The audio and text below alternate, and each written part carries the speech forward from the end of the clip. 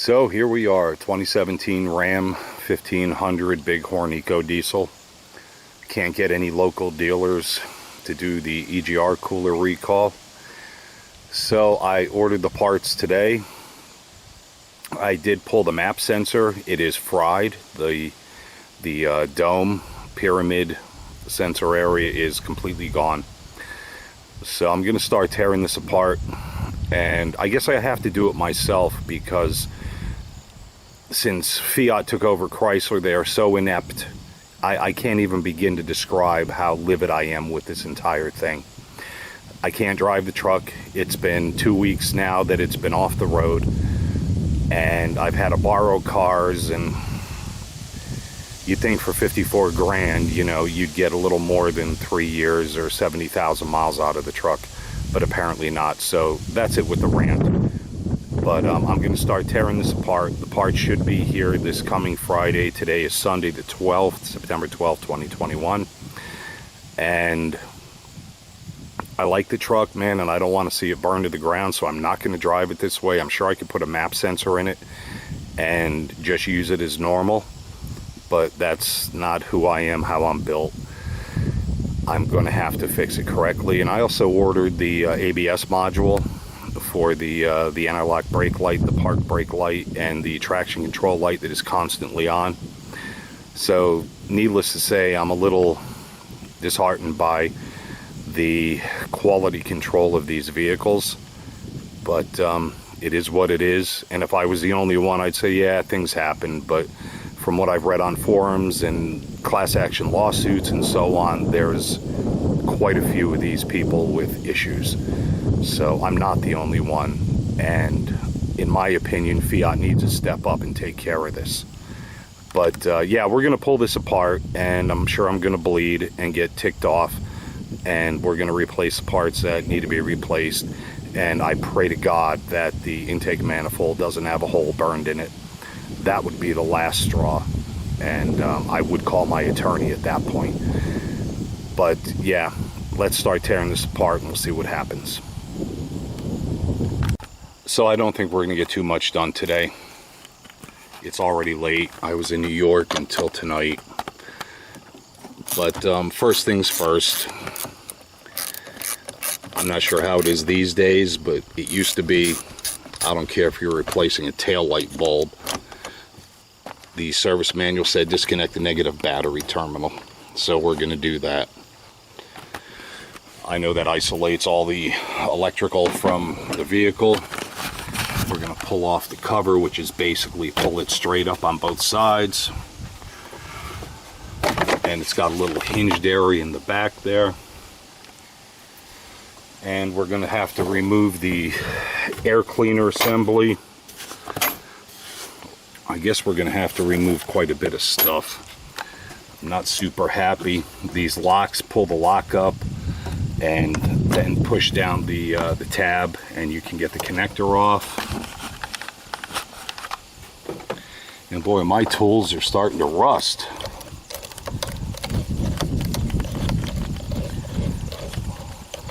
Definitely a sign of non-use. These little spring-loaded tabs here that keep a lid on the box. Just 1, 2, 3. Appears to be 3 of them. We'll get that out of the way. Be careful of this. This is your mass airflow sensor. You don't want to damage that, or you're going to spend more money.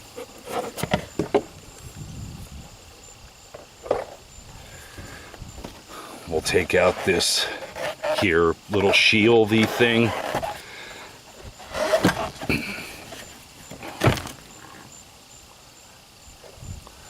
Take out the air filter.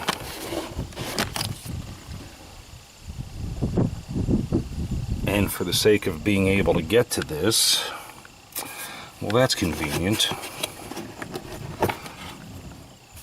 Right, we do have some wiring attached to the back. Just give that a little pull to disconnect from the air cleaner box.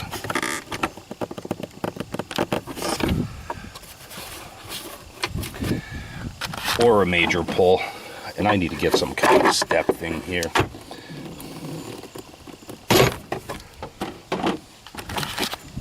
disconnect that harness, pull this up.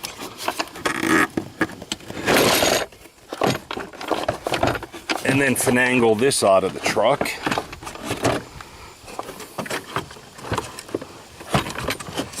Three points that connects the harness to the air cleaner box.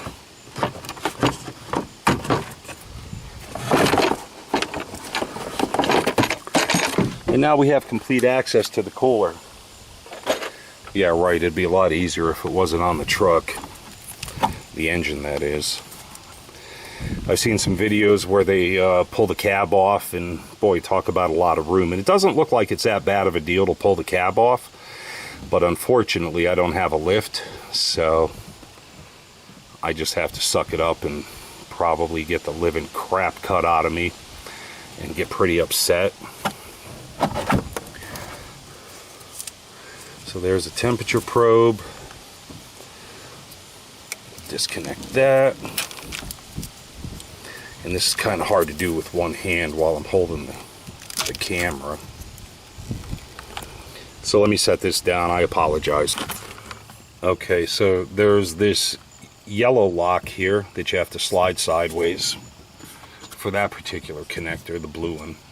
And this brown one, there's this yellow lock that slides into this area here. Take that out, and then you can depress this and that will come apart. And I recommend not losing any of this stuff because I doubt it comes with the cooler kit.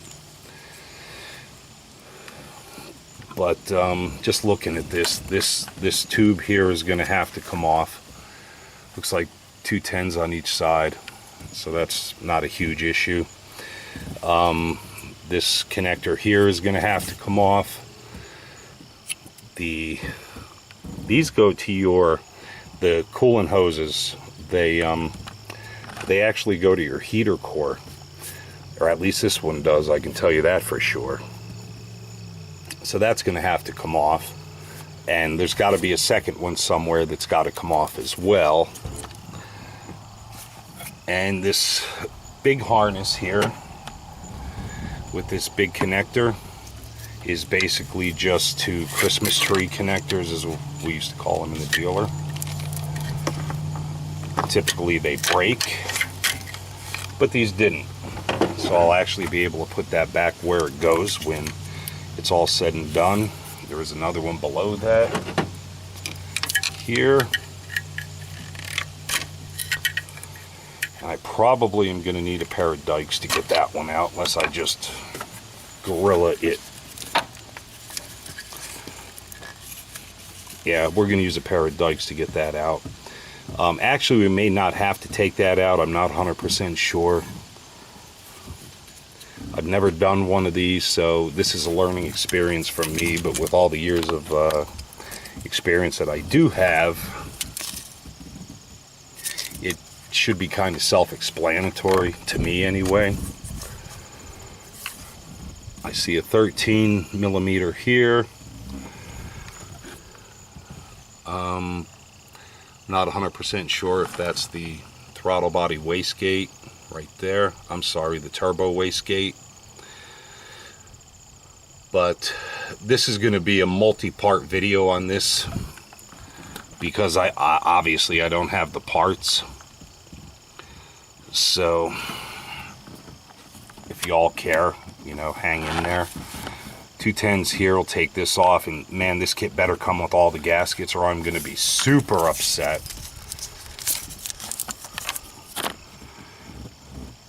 And I don't even see the second hose. Okay, it's right here. It's got a metal end to it right here, and there's the rubber portion down there. So I'm just going to blow these 2 10s out. These 2 10s out, and hopefully that'll disconnect everything from the coolant side. I do have a pair of 2 pair actually of pliers that crimp off cooler lines, so we'll see how that goes. So yeah, the cooler, the map sensor, and the ABS control module with shipping was just shy of $700. And again, I have to tell you, with what I paid for this truck, I am absolutely unimpressed. And if I didn't love the truck as much as I did, I swear I would just tow it to a dealer, not a Chrysler dealer, but a GM or a Ford dealer, and I would abandon ship. It would be done. So this is as far as I'm going tonight, because it's getting late. I have to do my laundry. I have to make lunch and dinner for, you know, tonight and tomorrow for work. And this is the beginning. But I promise I'll keep you guys posted on the entire process, including the ABS module. And we'll see how this turns out.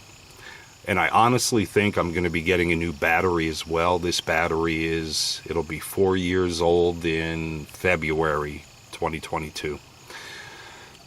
And although I've had no issues with it, I've read countless, and you can't believe what you read, obviously, but I've read countless claims that a battery that's dying or low voltage or amperage will cause hysteria with the computer systems in this particular vehicle. So I may just go ahead and do that, replace the battery, and I'll show you how to do that as well if I decide to actually do that, but I truly think I'm going to. So listen, guys, I appreciate all the subscribers. I appreciate all your comments. I appreciate everything about you. So thanks, everybody. Have a great Sunday night, and we'll talk soon. I promise I won't do anything until it's back on video. Have a good one.